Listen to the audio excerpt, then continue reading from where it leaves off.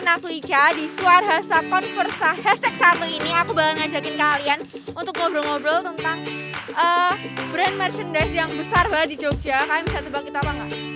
Aku kasih clue lagi, dia itu udah eksis selama 27 tahun. Apa? Bener banget, Dagadu Jogja. Dan hari ini aku bakal ngajakin kalian ngobrol-ngobrol tentang Dagadu karena aku tahu kalian pasti penasaran banget gimana mereka bisa mempertahankan eksistensi mereka, iya kan? Yuk, kita masuk!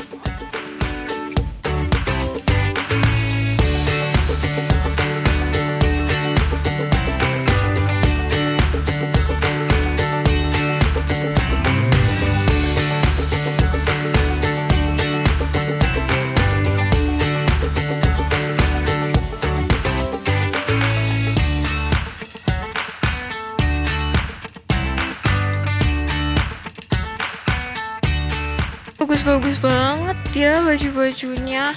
Aku jadi pengen ketemu deh sama tim marketingnya. Bisa nggak ya?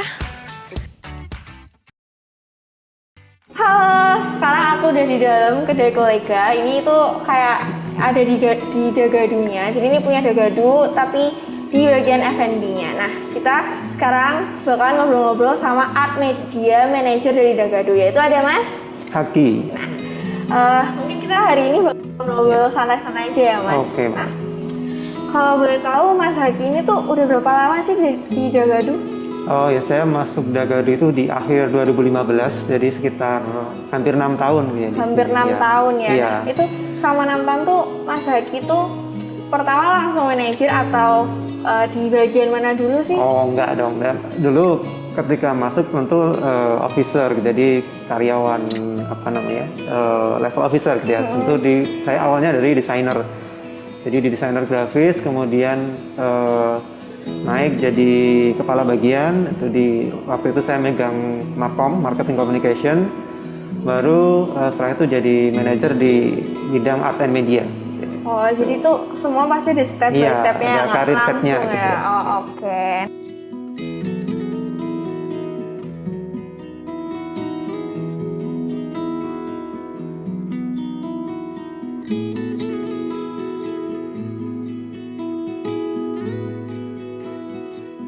Nah, kan kita udah tadi dari kasih tahu Mas Haki ya, kalau itu awalnya dari mahasiswa terus sampai sekarang. Dan kan udah berjalan 27 tahun. Nah, itu masih eksis nih sampai 27 tahun. Gimana sih Dagadu tuh mempertahankan eksistensi selama 27 tahun? Padahal kita tahu kan 27 tahun enggak bukan waktu yang singkat. Itu kalau untuk ukuran manusia mungkin kalau nikah muda udah punya anak gitu ya Mas. Nah, itu gimana sih caranya Dagadu mempertahankan itu? Pertama, yang paling dasar tentu dari sisi manajemennya. Bayangkan teman-teman punya bisnis, waktu itu mungkin awalnya baru udah kita biar punya kegiatan berwirausaha dengan beberapa waktu 25 orang ya, terus kemudian ternyata membesar jadi punya omset miliaran. Kalau dasarnya cuma pertemanan itu bisa riskan. Dulu investnya paling banyak nih gitu. Artinya harus ada yang mengikat itu. Makanya Dagadu di usia 3 tahun itu sudah mendaftarkan menjadi PT. Dengan PT itu ada sistem yang jelas siapa yang jadi komisaris, siapa yang jadi direktur, direksi gitu ya. Terus kemudian manajemennya siapa. Itu artinya akan semua sudah ada tertulisnya, itu akan lebih enak. Yang kedua, kalau dari sisi marketing kreatif harus ada value yang dijaga gitu. Artinya kalau Dagadu itu punya value Smart and Smile Jogja. Jadi bukan sekedar membuat desain tentang Jogja atau menggambar andong, menggambar tugu, tentu itu banyak di Malioboro misalnya itu banyak ditemui gitu ya. Tapi ada value yang dijaga di sisi Smart and Smile-nya. Jadi pembuatan proses kreatif desainnya itu ada risetnya, terus kemudian ada bagaimana membuat suatu twist yang menghasilkan orang bisa smile untuk melihat itu kayak gitu. Itu yang dijaga sampai sekarang gitu. Walaupun tentu secara visual, secara produk kita harus mengikuti tren gitu ya, mengikuti apa yang sedang jadi apa yang diminati oleh pasar kan. Itu Mbak. Iya betul banget, itu ngikutin tren ya Mas. Apalagi sekarang perkembangan zaman lagi kayak cepet banget. Iya. Tiba-tiba ini, tiba-tiba itu, apalagi dengan era sekarang kan sosial media. Iya betul banget. Nah, di balik itu ada nggak sih Mas kayak kendala-kendalanya kan pasti kan 27 tahun tuh bukan waktu ya tadi balik lagi ya, itu bukan waktu singkat, apalagi tadi kayak ide-idenya gimana caranya biar desainnya itu tuh tetap bagus, orang tuh ngeliat tetap smile, tetap seneng ngeliat gambarnya, itu kan pasti ada kendala-kendalanya. Nah, kendalanya itu apa sih Mas biasanya? Oke, ini jadi harus ada transfer ini apa ya, soul-nya tuh gimana, itu yang paling berat. Kalau cuma sekedar nyari yang desainer yang bisa gambar, yang punya keahlian menggunakan software grafis itu mudah gitu ya.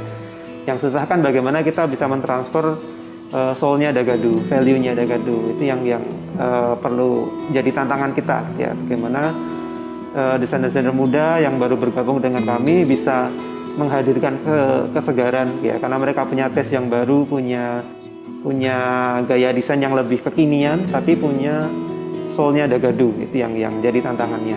Oh, apalagi untuk memikirkan desain itu nggak mudah ya Mas. Iya. Gimana brainstorming-nya itu. Iya. Itu yang mahal guys, harus diinget kalau ide itu mahal. Nah, kan tadi juga udah dijelasin nih, kita harus kesusahannya itu adalah waktu mungkin gimana desainnya. Berarti kita bisa dong ngomongin dengan kayak gitu, Dagadu tuh gimana sih cara berinovasinya? Kan tadi kan udah diomongin mungkin desainan, mungkin ada yang kayak tiba-tiba nggak cuman kaos, ada yang melalui media apa mungkin ya gitu. Bisa dijelasin nggak Mas, Dagadu tuh inovasinya sekarang apa aja sih gitu? Oke, jadi karena kita semakin besar, kemudian kita juga menerapkan sistem merchandising yang lebih mengikuti sistem seperti retail gitu ya, fashion retail kan terutama. Jadi dasarnya adalah di merchandise plan gitu ya. Kita punya perencanaan produk, itu yang pasti. Nah, soal assortment atau varian produk itu jadi backbone atau tulang punggung kita sekarang adalah t-shirt atau kaos oblong, itu yang jadi tulang punggung kita lah untuk dalam sebagai produk utama gitu ya. Nah, tapi tentu kita tidak mau kalau orang datang ke Dagadu ternyata cuma ada kaos gitu ya. Kita juga pengen menghadirkan varian-varian produk yang lebih kaya gitu ya, karena kan sebenarnya brandingnya Dagadu ini bukan jualan kaos gitu kan, brandingnya adalah suatu brand kreatif gitu ya, produk kreatif asli Jogja kan kita sebut begitu.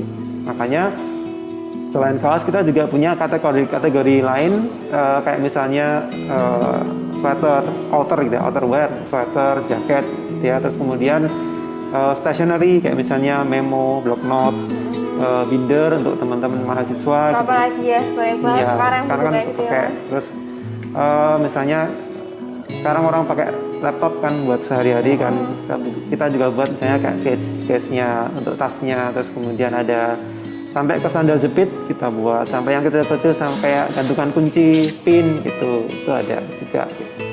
Jadi semua media yang bisa dipakai untuk menggambarkan atau menyalurkan semua idenya tuh dipakai ya Mas. Karena kan intinya di creativity-nya, di idenya gitu. Jadi kan kalau mau beli semua ada, Dagadu ada, mau apa? Tempat minum ada, kaos ada ya Mas? Ada dong. Nah, buat nulis ada juga, sendal bahkan ada juga. Nah, terus kita juga tahu ya Mas, sekarang tuh itu kan tadi inovasinya. Nah, biar inovasi itu kesebaran kita juga harus tahu nih strategi marketingnya gimana. Nah, di Dagadu tuh strategi marketingnya gimana sih? Kan banyak nih anak muda tuh sebenarnya bagus-bagus, pinter-pinter, tapi strateginya nggak pas tuh, jadi pada nggak tahu sebagus apa kan, jadi sia-sia gitu ya Mas. Nah, kalau Dagadu tuh gimana sih strategi marketingnya?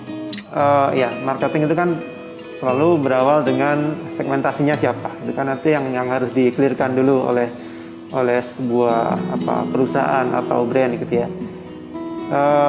Jadi menarik ketika Dagadu itu segmentasinya ketika dulu di tahun 90-an menyasar segmen usia 20 tahun gitu ya. Sekarang juga 20 tahun, tapi kan 20 tahun yang dulu bukan 20 tahun sekarang gitu kan. Sudah punya gaya yang berbeda, referensinya beda, gaya hidupnya juga beda gitu kan. Makanya strategi kita adalah selalu bagaimana selalu relevan dengan market ya, itu yang jadi kuncinya. Nah, terus kemudian positioning itu juga harus jelas gitu ya. Kita harus punya blueprint atau konsep yang dipahami oleh seluruh bagian dari perusahaan tentang positioning kita tuh mau seperti apa. Gitu. Nah, Dagadu memang memposisikan diri sebagai produk kreatif atau brand kreatif dari Jogja. Nah, ketika itu diturunkan dalam bentuk komunikasi marketing communication, komunikasi pemasaran, ini yang di dalam brand kalau dalam branding itu ada brand association gitu ya. Jadi setelah kita membangun brand awareness ya, orang tahu bahwa Dagadu itu produk dari Jogja misalnya, terus kemudian jualannya ada kaos, ada macam-macam. Kita juga pengen setiap orang mendengar Dagadu itu dia punya asosiasi seperti yang kita inginkan gitu ya. Jadi bahwa Dagadu adalah brand yang brand kreatif yang juga support kreativitas lokal. Makanya kami punya area ini tempat teman-teman sekarang mengambil gambar, ini adalah Yogyatorium Creative Space. Ini kalau kita cuma mau jualan produk atau kaos terlalu besar gitu ya. Ini sangat besar. Makanya karena kami bangun Yogyatorium ini sebagai suatu creative space untuk mendukung komunitas-komunitas kreatif di Jogja. Ya, jadi teman-teman dari berbagai komunitas kreatif bisa membuat event di sini, terus kemudian bertemu dengan komunitas lain sehingga terjadi kolaborasi. Itu yang coba kita bangun. Gitu. Sekarang nih ya Mas, kan kita tahu nih lagi masa-masa pandemi lah ya. Banyak lah, nggak cuman F&B, semua perusahaan pun kayaknya akan nanti terjadi penurunan secara income-nya kan. Nah, caranya Dagadu itu gimana sih buat menghadapi ini permasalahan karena pandemi ini gitu? Apakah penjualannya tiba-tiba lebih dicondongkan di sosial media atau kayak gimana Mas? Oke, jadi yang pertama memang kita nggak bisa memungkiri kalau kita ngomongin omset, penjualan pasti turun gitu ya. Itu dialami oleh hampir semua industri mungkin di seluruh dunia gitu ya, kecuali farmasi mungkin ya. Nah, tapi kan persoalannya bagaimana kita bisa survive gitu ya. Jadi ada suatu ungkapan di tahun 2020 itu bisa survive adalah suatu pencapaian gitu ya. Nah, waktu itu di tahun lalu sebenarnya kita punya channel online itu sudah cukup lama gitu ya. Cuman ya mungkin selama ini karena belum jadi concern kita masih di gerai offline, jadi kita mungkin belum cukup concernnya belum sebaik sekarang kan, karena tahun lalu ada pandemi, mau nggak mau kita harus punya concern baru di online marketplace gitu ya. Nah, beruntungnya adalah di sekarang ini itu sangat mudah gitu ya, relatif dengan banyaknya marketplace yang sudah sangat berkembang, punya banyak fitur yang bisa kita manfaatkan, itu menjadi relatif tinggal bagaimana kita pintar-pintarnya mengatur strategi promosi gitu ya. Nah, yang kedua itu sosial media kita juga harus lebih kuat. Itu yang mulai dari tahun lalu juga kita mulai semakin masif di sosial media ya, dengan Instagram terutama yang jadi media utama gitu ya. Itu sih yang kita lakukan untuk menghadapi pandemi gitu ya, terutama.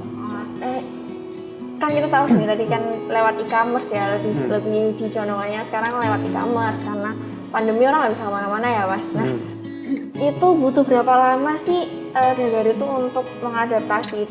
Ya tentu nggak langsung ya, ada prosesnya. Cuman beruntungnya adalah mayoritas teman-teman yang sekarang bekerja di Dagadu ini adalah anak-anak muda gitu ya, yang relatif